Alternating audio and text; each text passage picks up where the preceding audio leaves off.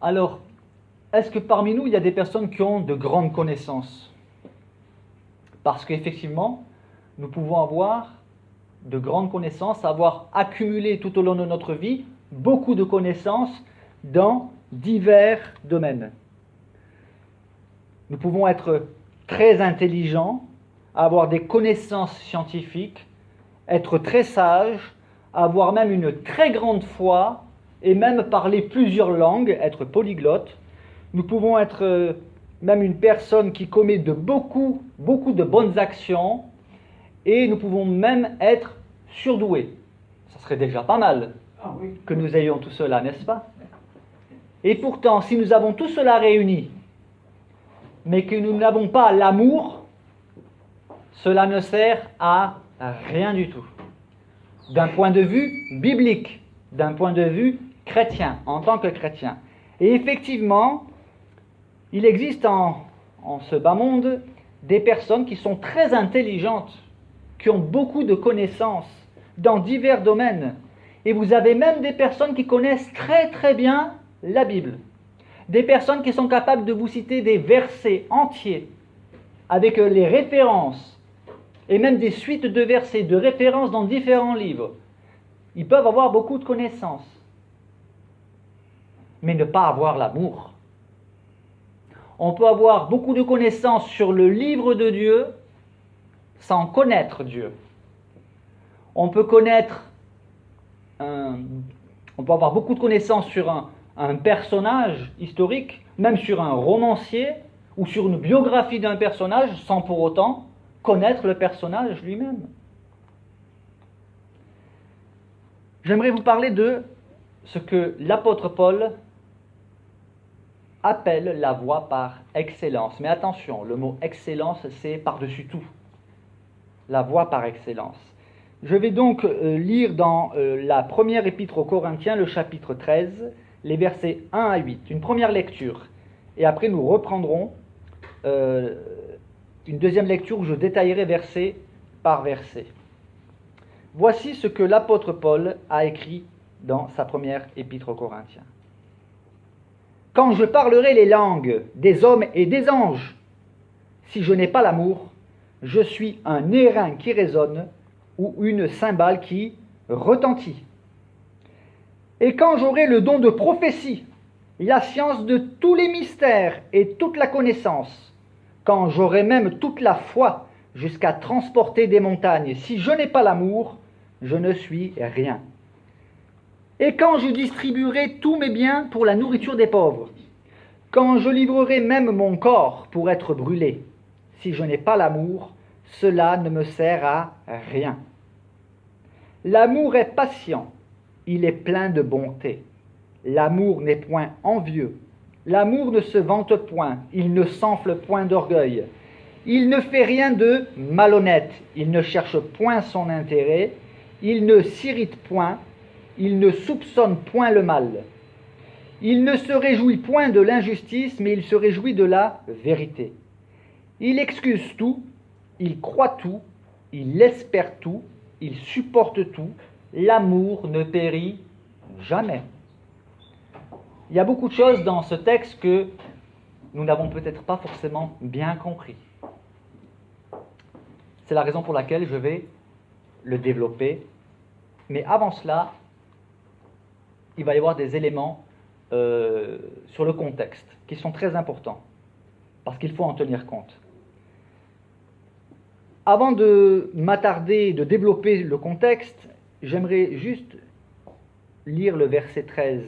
C'est le dernier verset du 13e chapitre. C'est la conclusion de l'apôtre Paul sur ce chapitre de l'amour. 1 Corinthiens chapitre 13, verset 13.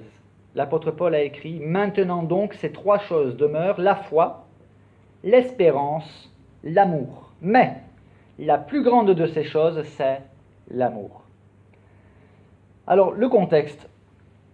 Il faut d'abord savoir qui a écrit ces mots magnifiques. Ce n'est autre que l'apôtre Paul. L'apôtre Paul, c'est l'homme qui est passé de la haine à l'amour. Cet homme, il faut le savoir, qui écrit ces mots tellement puissants, tellement brillants sur l'amour, était un homme qui autrefois était rempli de haine. Il avait une telle haine qu'il persécutait les chrétiens. Et il fait partie de ces personnes dont j'ai parlé plus avant, qui peuvent avoir de grandes connaissances. Il avait de très grandes connaissances, l'apôtre Paul, et dans plusieurs domaines. Il parlait plusieurs langues. Il connaissait les philosophies de l'époque. Et par-dessus tout, il connaissait très très bien ce que nous appelons aujourd'hui l'Ancien Testament, la loi et les prophètes. Mais il ne connaissait pas Dieu. Il avait la foi sans l'amour. Et la foi sans l'amour, c'est du fanatisme, c'est de l'intégrisme, c'est du légalisme. Et il y a malheureusement des chrétiens aujourd'hui qui sont intégristes. Ils peuvent connaître beaucoup de choses, ils peuvent vous citer la Bible, des chapitres entiers, mais ils n'ont pas l'amour. Cependant, nous avons tous des progrès à faire dans ce domaine, moi y compris. L'apôtre Paul, persécuteur des chrétiens, homme rempli de haine et de rage, jusqu'au jour où le Seigneur l'a stoppé dans sa folie. Parce que le Seigneur a des moyens que nous n'imaginons pas pour toucher le cœur même du pire de ses ennemis. Et il a fait de celui qui était parmi ses pires ennemis cet apôtre extraordinaire. Il a fait de Saul de Tarse Paul le Petit. Alors, il y en a qui disent Paul le Petit, parce que ça signifie petit, Paul. Mais petit dans quel sens? Petit dans l'humilité. Jésus a dit, celui qui s'élève sera abaissé, celui qui s'abaisse sera élevé. Amen. Puissions-nous être tous des petits à travers lesquels Dieu manifeste sa grandeur, parce que c'est ce qui s'est passé dans la vie de l'apôtre Paul. Le grand Saul de Tarse est devenu le petit. Mais des petits comme lui, il n'y en a pas beaucoup. Et d'ailleurs, il le dit lui-même. Quand je suis faible, c'est alors que je suis fort. Pourquoi? Parce que lorsque nous sommes faibles, on a deux solutions. Soit on baisse les bras, soit on apprend à nous confier en Dieu. Et lorsque nous nous confions en Dieu, c'est de Dieu que nous recevons les forces, l'intelligence et la sagesse. Alors puissions-nous être des petits comme l'apôtre Paul. Parlons maintenant des destinataires de la lettre. À qui Paul est-il en train d'écrire? Aux Corinthiens. Les Corinthiens, c'était une assemblée de chrétiens, c'était vraiment des chrétiens, mais des chrétiens qui avaient de très très gros problèmes, de sérieux problèmes, de comportement, de doctrine, de division. Ils étaient très attachés à ce qui frappe les yeux, les miracles, les dons spirituels. D'ailleurs, dans le chapitre qui précède, l'apôtre Paul parle des dons spirituels, parce qu'ils avaient effectivement beaucoup de dons spirituels. Mais l'apôtre Paul va leur expliquer qu'ils peuvent parler la langue des anges, des hommes, ils peuvent avoir une grande foi, vivre même des miracles. S'ils n'ont pas l'amour, ils ne sont rien. Si nous n'avons pas l'amour, nous ne sommes rien. L'amour est indissociable de la foi chrétienne, et je dirais même qu'elle est au cœur. D'ailleurs, c'est l'amour qui a motivé Dieu à envoyer son propre Fils parmi nous. Car Dieu a tant aimé le monde. Car Dieu a tant quoi? Aimé le monde qu'il a donné son Fils unique, afin que quiconque croit en lui ne périsse point, mais qu'il ait la vie éternelle. Effectivement, le chapitre 12, l'apôtre Paul parle des dons spirituels. Chapitre 13, il leur parle de l'amour, de la définition de l'amour. Et chapitre 14, de l'amour avec les dons spirituels en action. Vous avez des dons spirituels? Oui, c'est bien. Mettez-les au service du prochain, au service de l'Église, et manifestez-les dans l'amour. Et il y a... Comment? Nous avons un bel exemple, oui. On a appris aujourd'hui qu'on va te le dire, où la foi est mise en Je vais action. le dire à la fin. Amen. Amen. Il y a une transition entre le chapitre 12 et le chapitre 13.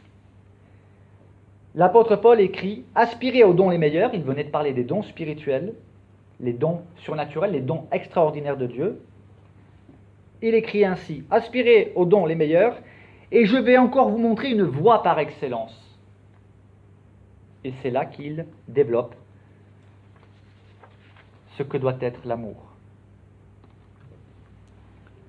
Alors, quand je parlerai les langues des hommes et des anges, ce n'est pas quelque chose qui est... La langue des hommes, c'est-à-dire être polyglotte, et même si vous arriveriez, ça ne veut pas dire qu'on peut parler la langue des anges. Ce n'est pas ce que dit le texte, mais ici, l'apôtre Paul utilise un langage hyperbolique. Il explique que quand bien même on parlerait toutes les langues et même la langue des anges, il dit, si je n'ai pas l'amour, je suis un airain qui résonne, une cymbale qui retentit. Un airain, c'est du bronze. Ça fait du bruit, mais ça s'arrête. Une cymbale, ça fait du bruit, mais ça ne change rien, ça n'apporte rien. Et l'amour dont il est question ici, c'est l'amour agapé, l'amour inconditionnel qui se manifeste de manière visible et concrète. Mais cela, je vais le développer un petit peu plus loin. Il continue, quand j'aurai le don de prophétie. Prophétie, c'est quoi? C'est parler de la part de Dieu. Pour le présent, ou pour l'avenir, ou pour les deux. Mais un prophète, c'est quelqu'un qui parle de la part de Dieu. Et il dit, quand j'aurai le don de prophétie, à cela il rajoute la science de tous les mystères. C'est impossible d'avoir la science de tous les mystères. Mais il le dit, quand j'aurai le don de prophétie, la science de tous les mystères, et toute la connaissance, quand j'aurai même toute la foi, jusqu'à transporter les montagnes. Si je n'ai pas l'amour, je ne suis rien. Effectivement, vous avez des personnes qui ont une grande foi. Mais ce n'est pas forcément une grande foi qui est agréée par Dieu. D'ailleurs, ce n'est pas uniquement dans le christianisme que vous avez des gens qui ont une grande foi. Dans d'autres religions, et je dirais même dans d'autres domaines que la religion. Il y en a qui ont foi dans des théories, dans la science aussi, bien évidemment, mais dans des théories. Il y en a qui ont la foi dans les extraterrestres, etc. Mais il y en a qui ont de la foi de manière fanatique. Là, l'apôtre, il dit que même si vous auriez la foi jusqu'à transporter les montagnes, si je n'ai pas l'amour, je ne suis rien. Il va plus loin, alors là, il y a une parole étrange, enfin qui peut paraître étrange à première vue. Quand je distribuerai tous mes biens pour la nourriture des pauvres. Mais est-ce donc possible de distribuer tous nos biens pour les pauvres et en même temps de ne pas avoir l'amour? Eh bien, voyez-vous, je vais vous l'expliquer. Il y a des personnes qui, effectivement, sont capables de pratiquer des bonnes œuvres, mais elles ne sont pas animées par l'amour qui vient de Dieu. Elles sont animées par le désir de satisfaire leur conscience. Elles sont animées par le désir de se mettre en avant, de se vanter. D'ailleurs, c'était le problème des pharisiens, qui, lorsqu'ils donnaient de l'argent, les pharisiens, c'était les religieux de l'époque, à l'époque de Jésus, lorsqu'ils donnaient, certains d'entre eux, lorsqu'ils donnaient de l'argent, lorsqu'ils faisaient donner de l'argent pour les mendiants, ils faisaient exprès du bruit avec la monnaie pour qu'on les entende et qu'on les regarde. Et il y en a qui jugent de cette manière, oh, c'est quelqu'un de bien, et ils souhaitaient qu'on pense de eux qu'ils sont des gens bien. Et là, l'apôtre dit, quand je distribuerai tous mes biens pour la nourriture des pauvres, il va même plus loin, quand je livrerai même mon corps pour être brûlé, si je n'ai pas l'amour, cela ne me sert à rien. Est-ce qu'on peut livrer son propre corps? Est-ce qu'on peut finalement devenir un martyr pour une cause dans laquelle on croit? Oui. On peut mettre fin à sa vie, mais de manière fanatique, de manière complètement scandaleuse. Si on n'est pas animé par l'amour, on peut faire beaucoup de choses, mais du grand n'importe quoi. Et l'apôtre continue avec la définition de ce qu'est l'amour. L'amour est patient. Combien de fois ne manquons-nous pas de patience? Moi, le premier. Je l'ai dit avant, nous avons tous des efforts à faire. Le Seigneur veut nous parler à tous. Et j'aimerais vous le dire, le prédicateur est toujours le premier concerné lorsqu'il prépare un message. Le prédicateur, s'il a dans l'esprit de préparer un message pour les autres, il n'a rien compris. Le premier concerné, c'est celui qui prêche. On ne prêche pas pour les autres. On prêche d'abord pour soi-même. Dieu nous parle à nous. Et ensuite, nous partageons. Donc cela m'a interpellé et m'interpelle encore, et c'est tout un chemin de vie, c'est un chemin de consécration, de sanctification. L'amour est patient, il est plein de bonté. Si nous sommes honnêtes, combien avons-nous commis d'actes qui n'étaient pas animés par la bonté? L'amour n'est point envieux. Là, c'est pareil. Vous avez des envieux, en fait. L'amour n'est point envieux. Dans le terme original, il y a la notion de jalousie. Il y a des jalousies même entre chrétiens. Il y a des gens qui vont vous jalouser. Pourtant, ils ne savent pas ce que vous avez vécu de terrible. Mais il y a des gens qui vous jalousent. Pour les biens spirituels, pour votre vie, pour vos biens matériels, pour tout et n'importe quoi finalement. Soyons vigilants quant à cela, de ne pas être jaloux, envieux. L'amour ne se vante point. Là c'est pareil, vous avez des personnes qui aiment bien se mettre en avant, c'est ce qu'on appelle se vanter. L'amour ne s'enfle point d'orgueil. Est-ce utile de commenter? Ne s'enfle point d'orgueil. Cela coule de source. Cela est compréhensible à tout un chacun. L'amour ne fait rien de malhonnête. Parce que malheureusement, vous avez des chrétiens qui, tout en affichant clairement, en le revendiquant même qu'ils sont chrétiens, sont malhonnêtes. Et malhonnête, ce n'est pas toujours de façon, visible aux yeux de tous. Lorsqu'on fait une fausse déclaration fiscale, par exemple, on est malhonnête, personne ne le voit. Lorsqu'on essaie de s'enrichir de différentes manières, lorsqu'on dit qu'on a confiance en Dieu et puis qu'on joue au jeu de grattage, la chance, mammon. Dieu n'est pas contre le fait que nous ayons de l'argent. Dieu est contre le fait que l'argent soit notre Dieu. Notre Dieu pourvoira à tous nos besoins, nous dit la parole de Dieu. L'amour ne fait rien de malhonnête, il ne cherche point son intérêt. Vous avez comme ça des chrétiens. J'ai eu cette période aussi dans ma vie où on a finalement les yeux fixés sur nous. On ne voit que nous et nos malheurs à nous. Lorsqu'on entreprend des démarches, on recherche uniquement notre intérêt. Nous devons être vigilants quant à ces choses. L'amour ne cherche point son intérêt. Ensuite, il dit que l'amour ne s'irrite point. Alors on pourrait dire, mais pourtant Jésus, il s'est irrité, il était en colère, Jésus dans le temple. Il faut donc chercher à comprendre ce que nous dit le verset. Il est question ici, non pas d'une colère justifiée. Quand il est dit que l'amour ne s'irrite jamais, il s'agit de colère démesurée pour rien. Vous avez des personnes qui sont tellement orgueilleuses, qui se mettent en colère pour tout et n'importe quoi, pour des peccadilles. La parole de Dieu nous dit, si vous vous mettez en colère, ne péchez point. Se mettre en colère n'est pas un péché. Là où il y a péché, c'est lorsqu'il y a une mauvaise gestion de la colère. Dieu se met en colère. Et attention quand Dieu se met en colère. Quand Dieu dit stop, c'est stop. Dieu est amour, mais il est aussi justice et sainteté. Dieu nous demande à nous d'aimer nos ennemis, mais il a dit aussi que c'est à lui qu'appartient la vengeance et la rétribution. La parole de Dieu nous dit que c'est une chose terrible de tomber entre les mains du Dieu vivant. Pharaon l'a compris à ses dépens, lui qui a voulu résister. Et tous les ennemis du peuple d'Israël qui, durant des siècles, ont essayé de détruire ce peuple, ont eu affaire à Dieu.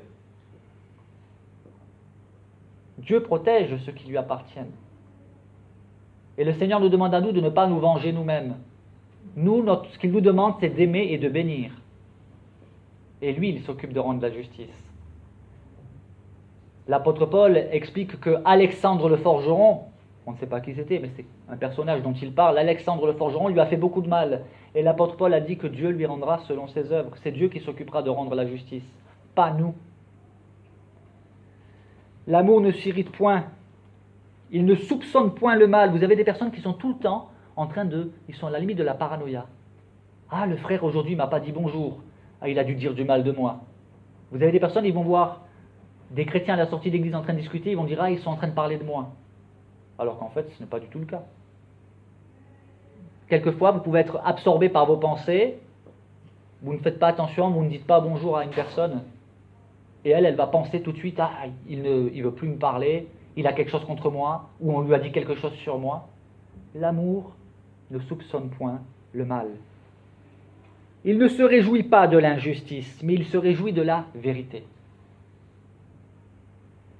Il y a plusieurs formes d'injustice. Il y a les injustices réelles, mais il y a aussi les injustices selon le point de vue de Dieu. La parole de Dieu nous dit que nous ne devons pas nous réjouir de la mort de nos ennemis. Et cela, c'est une injustice devant Dieu. Nous devons prier pour nos ennemis, et si le Seigneur intervient contre nos ennemis, nous n'avons pas à nous réjouir dans le sens de dire, il y en a qui le pensent, c'est bien fait pour lui, il a bien cherché. Il y en a même qui auraient l'audace jusqu'à dire merci Seigneur. Dans l'ancienne alliance, oui, ça existait. C'était la loi du talion. Dans la nouvelle alliance, nous sommes appelés à bénir, à aimer de tout notre cœur. L'amour se réjouit de la vérité et non pas du mensonge. L'amour excuse tout. Alors est-ce que vraiment on doit tout excuser? Non, il faut chercher à comprendre le sens. Là, il est question de l'amour. L'amour excuse tout. Mais dans le terme original, c'est la notion de couvrir. C'est-à-dire que quand on a l'amour, on voit les péchés des uns et des autres, on voit les défauts des uns et des autres, mais on ne va pas leur courir derrière, leur taper dessus à coups de bâton. On est capable... Et ne pas en parler. Et ne pas en parler, savoir garder une certaine pudeur. Donc on couvre le péché des autres. Vous savez, dans certaines églises, il y a ce qu'on appelle des commères. On appelle cela vulgairement ainsi, mais c'est le terme approprié. Des personnes, tu as entendu, au fait, tu as su ce qui est arrivé à un tel, il paraît que, j'ai entendu que. Et on répand des calomnies dans l'église, la langue. L'amour se réjouit de la vérité, il excuse tout, il couvre, il croit tout. Alors que l'apôtre Paul veut nous appeler à être naïfs, à croire tout n'importe quoi, n'importe comment, non. Mais dans le texte, le mot employé, il dit question de foi. Et de foi, pas en n'importe qui. C'est à des chrétiens qu'il s'adresse. Il croit tout ce que Dieu lui dit. Il croit toutes les promesses de Dieu. Il a vraiment confiance en Dieu. Il espère tout. Il espère tout quoi? Pas n'importe quoi, il espère tout de Dieu. D'ailleurs, c'est pour cela qu'à la fin, l'apôtre, à la fin du chapitre 13, parle de la foi et de l'espérance et de l'amour. Et il supporte tout. Là, c'est pareil. Quelquefois, les traductions ont du mal à rendre en un seul mot l'ensemble de ce que le terme original veut rendre. D'autres traductions traduisent plutôt « il persévère en tout ». Et c'est vrai que nous sommes appelés en tant que chrétiens à persévérer. Donc si nous sommes animés de cet amour qui vient de Dieu, alors effectivement nous allons couvrir les péchés des autres. Dans le sens, nous n'allons pas, il ne s'agit pas de devenir aveugle, mais il s'agit de ne pas non plus les répandre publiquement. Nous serons animés de cette foi qui vient de Dieu, cette foi qui est belle, qui est pure. Nous serons animés par l'espérance et nous persévérerons. Et l'amour ne périt jamais. Et la conclusion de ce chapitre 13, c'est effectivement, maintenant donc ces trois choses demeurent, la foi, l'espérance, l'amour, mais la plus grande de ces choses, c'est l'amour. Parce qu'effectivement, on peut avoir de la foi sans amour, on peut même espérer sans amour. Or, quand on aime, on a la foi et on a l'espérance. L'amour, le vrai qui vient de Dieu, nourrit notre foi et notre espérance. J'en arrive à la conclusion, quelques versets de conclusion pour donner quelques exemples pratiques, bibliques. Jésus a enseigné ceci. Je vous donne, il s'adressait à ses disciples, un commandement nouveau, c'était nouveau pour eux. Aimez-vous les uns les autres comme je vous ai aimé. Vous aussi, aimez-vous les uns les autres. Aimez-vous les uns les autres. Quoi, Seigneur, on doit s'aimer, mais C'est difficile d'aimer tel frère ou telle sœur. Oui, mais nous devons nous aimer. Nous devons couvrir certaines choses que nous voyons chez nos frères et sœurs. Si nous attendons de nos frères et sœurs la perfection, alors que nous-mêmes nous ne sommes pas parfaits, nous sommes des hypocrites.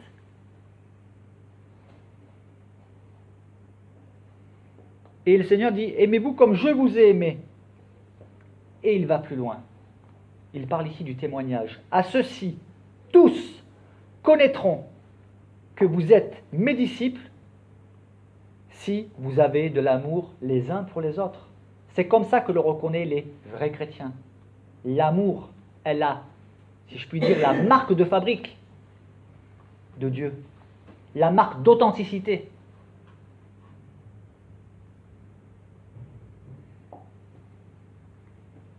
Ce que je viens de lire se trouve dans l'évangile de Jean, le chapitre 13, les versets 34 à 35, pour ceux qui prennent des notes.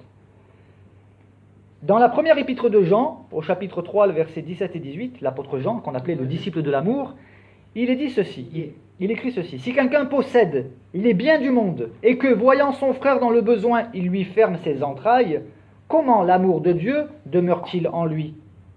Petits enfants, n'aimons pas en parole et avec la langue, mais en action et avec vérité. » Et oui, l'amour ne se limite pas à dire « Oh mon frère, je t'apprécie, je t'aime beaucoup », c'est bien, c'est déjà beaucoup, c'est déjà encourageant.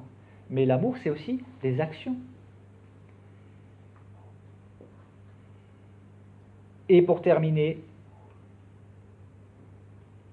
l'amour, nous devons nous aimer les uns les autres, mais il y a l'amour du prochain. Mais moi je vous dis, c'est Jésus qui parle, aimez vos ennemis, bénissez ceux qui vous maudissent. Quel programme! Faites du bien à ceux qui vous haïssent et priez pour ceux qui vous maltraitent et qui vous persécutent. Le plus grand commandement, tu aimeras le Seigneur ton Dieu de tout ton cœur, de toute ton âme, de toute ta pensée, de toute ta force, et il y en a qui s'arrêtent là. Ah, ils disent j'aime Dieu, qu'ils ne voient pas, et ils n'aiment pas leur prochain, les humains créés selon la parole de Dieu à l'image de Dieu, créés par Dieu. Jean dit que si je dis que j'aime Dieu et que je n'aime pas mes frères et sœurs, et que je n'aime pas mon prochain, je suis un menteur. C'est dire les progrès que nous avons à faire. Mais pouvons-nous y arriver par nos propres forces? Non. C'est uniquement par la communion avec Dieu, par la méditation de sa parole et la prière, par une relation finalement avec le Dieu d'amour, que nous pouvons être remplis de cet amour et répandre cet amour autour de nous. Et voyez-vous, Jésus, il y a beaucoup de personnes qui sont capables d'enseigner de belles choses. Tout au long de l'histoire de l'humanité, il y a eu des prédicateurs, des hommes de renom qui ont enseigné de belles choses, qui ont même mis en pratique certaines belles choses. Mais aucun comme Jésus. Lui, il demande d'aimer les ennemis, de les bénir, de faire du bien à ceux qui nous haïssent, de prier pour ceux qui nous maltraitent ou nous persécutent. Il l'a enseigné et il l'a fait. Souvent, je me parle, je me dis, William, attention à ce que tu prêches la parole de Dieu, mais fais attention à tes actions, à tes actes, parce que tes actes parleront plus que tes paroles. Veille à ce que tes actes ne contredisent pas ce que tu prêches. Raison pour laquelle j'ai souvent besoin de venir devant le trône de la grâce, comme nous dit la parole de Dieu dans la prière, pour confesser mes péchés, demander pardon à Dieu, parce que si nous sommes honnêtes, nous avons tous besoin de reconnaître que plus d'une fois nous manquons à notre devoir de chrétien. Nous n'obéissons pas à ce que le Seigneur nous demande. Mais si nous confessons nos péchés, il est fidèle et juste pour nous les pardonner, et il va nous faire croître, il va nous faire grandir. Aujourd'hui, je ne suis plus le même William qu'il y a 15 ans, en arrière, où j'étais encore capable de castagner. Quelqu'un qui m'aurait tenu tête. Ça ne veut pas dire qu'aujourd'hui, je ne pourrais pas déraper à nouveau. Mais je veille sur ma relation avec le Seigneur. Donc Jésus a mis en pratique ce qu'il a enseigné, c'est ma conclusion, sur la croix. On s'est moqué de lui, on lui a craché dessus. Descends de la croix si tu es le Fils de Dieu, si tu es le Sauveur, et on croira en toi. Descends de la croix. Ils se sont moqués de lui. Et lui, il a prié.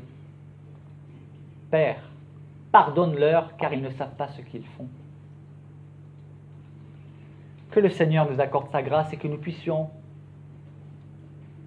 prendre conscience, garder à l'esprit que si j'ai la foi à déplacer les montagnes, si j'ai la connaissance, la science de tous les mystères, si je connais la Bible sur le bout des doigts mais que je n'ai pas l'amour, je ne suis rien. Amen.